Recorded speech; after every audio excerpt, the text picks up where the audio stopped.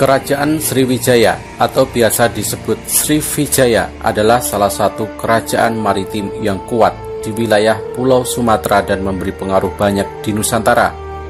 Dengan daerah kekuasaan membentang dari Thailand, Kamboja, Semenanjung Malaya, Jawa, Sumatera, Kalimantan, dan Sulawesi. Di dalam bahasa Sanskerta, Sri artinya bercahaya dan Wijaya artinya kemenangan. Bukti awal mengenai keberadaan kerajaan Sriwijaya ini berawal dari abad ke-7. Ait Sing, seorang pendeta Tiongkok, menuliskan bahwa ia tinggal selama 6 bulan saat mengunjungi Sriwijaya, yaitu tahun 671. Prasasti sejarah yang paling tua mengenai kerajaan Sriwijaya juga berada pada abad ke-7 di Palembang, yaitu Prasasti Kedukan Bukit pada tahun 682.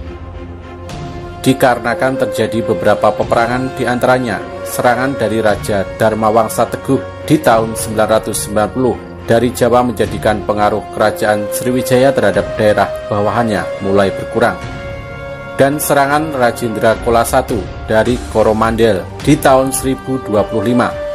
Selanjutnya, di tahun 1183, Sriwijaya di bawah kendali kekuasaan kerajaan Dharmasraya.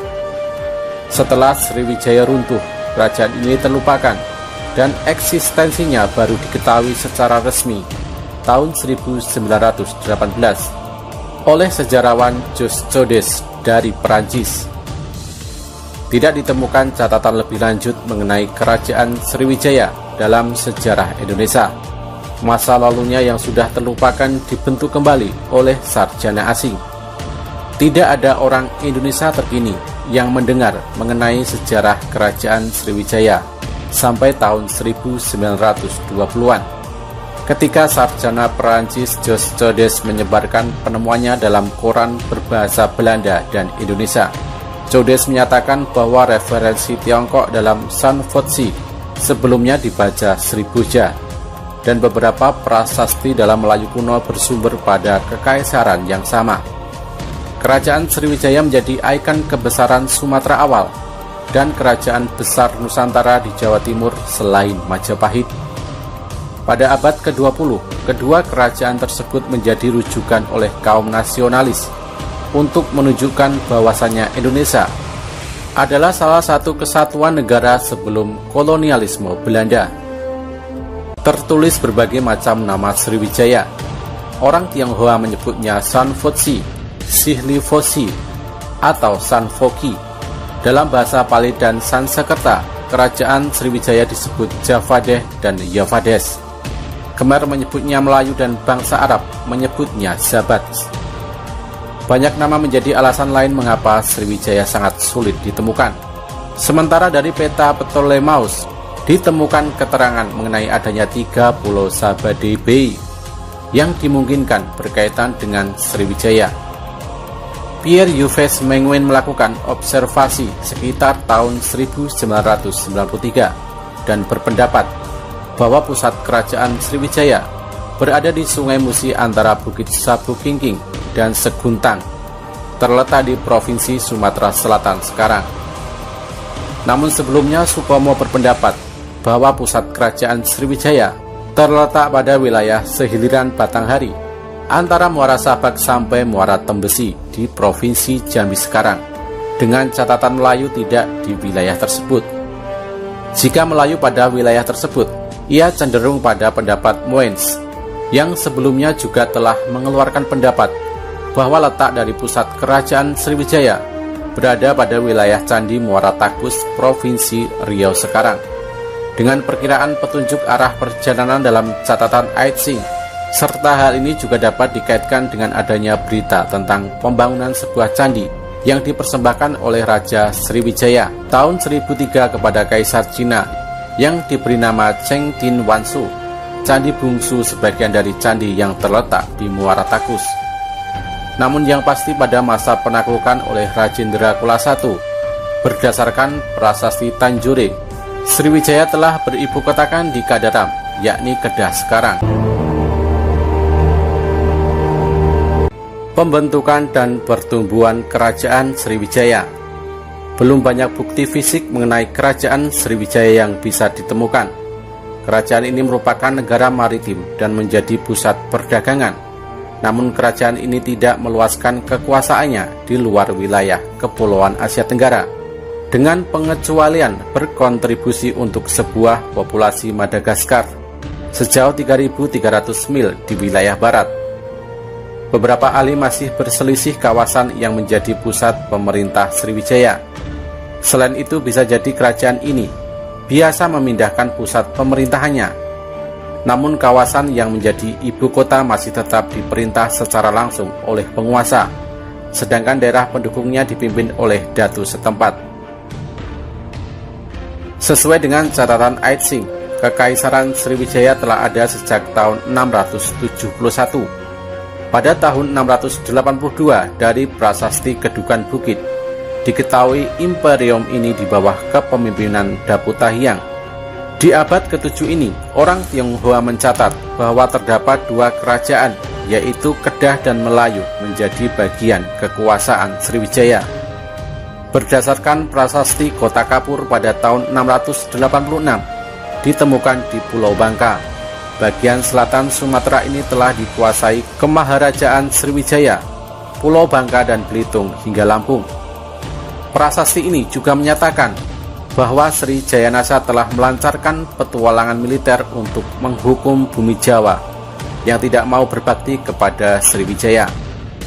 Peristiwa ini bersamaan dengan runtuhnya Kerajaan Holling atau Kalingga di Jawa Tengah dan Tarumanegara di Jawa Barat yang kemudian besar akibat diserang oleh Sriwijaya.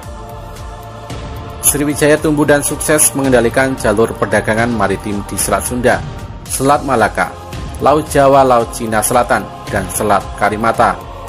Ekspansi kerajaan ini ke Semenanjung Malaya dan Jawa menjadikan Sriwijaya mengontrol dua pusat perdagangan di Asia Tenggara. Berdasarkan penelitian, ditemukan reruntuhan candi-candi Sriwijaya di Kamboja dan Thailand. Pelabuhan Chem di sebelah timur Indochina di abad ke-7 mulai mengalihkan banyak pedagang dari Sriwijaya. Untuk mencegah hal tersebut, Maharaja Dharmasetu melakukan beberapa serangan ke kota-kota pantai di Indochina. Kota Indrapura di wilayah tepi Sungai Mekong di awal abad ke-8 berada di bawah kendali kerajaan Sriwijaya. Sriwijaya meneruskan dominasinya atas Kamboja sampai pendiri Imperium Khmer.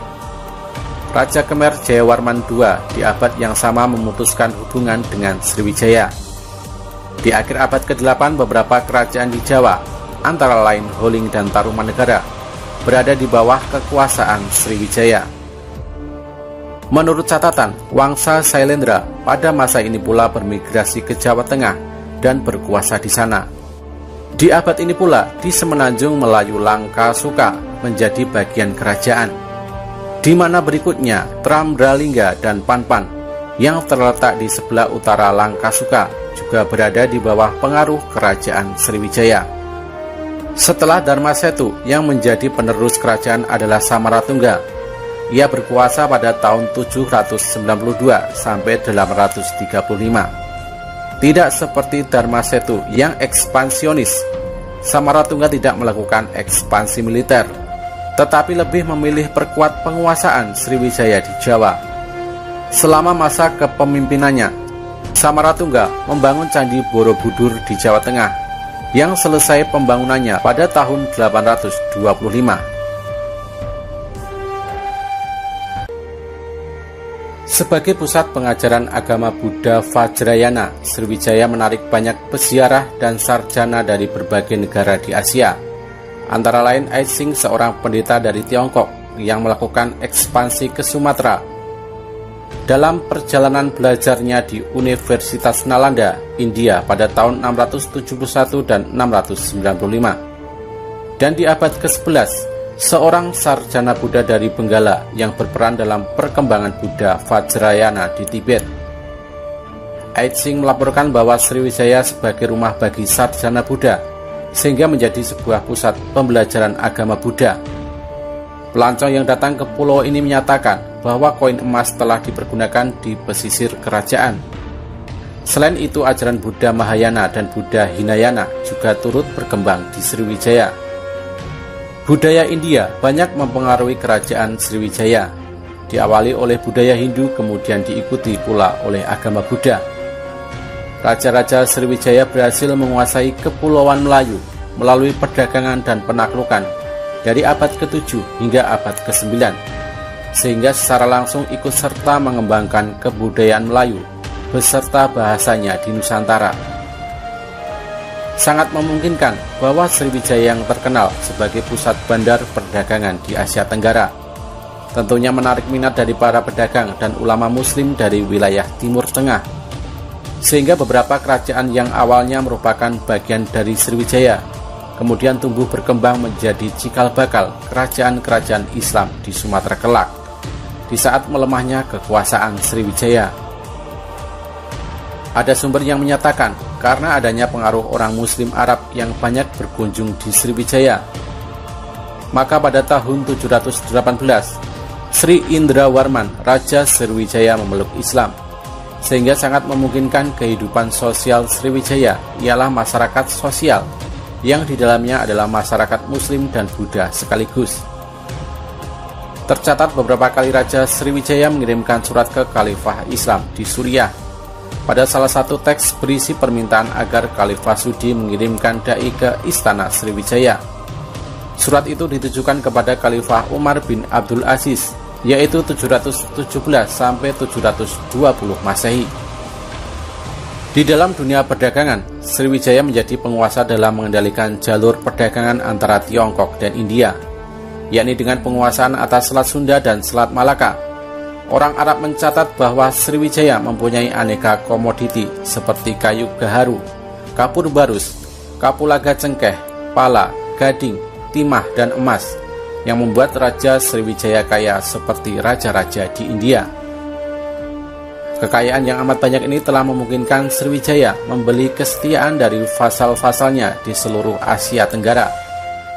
Pada paruh pertama abad ke-10, di antara jatuhnya dinasti Tang dan naiknya dinasti Song, perdagangan dengan luar negeri cukup heboh, terutama Fujian, negeri kaya Guangdong, Kerajaan Ming, dan Kerajaan Nanhan. Tak diragukan lagi Sriwijaya meraup keuntungan dari perdagangan ini.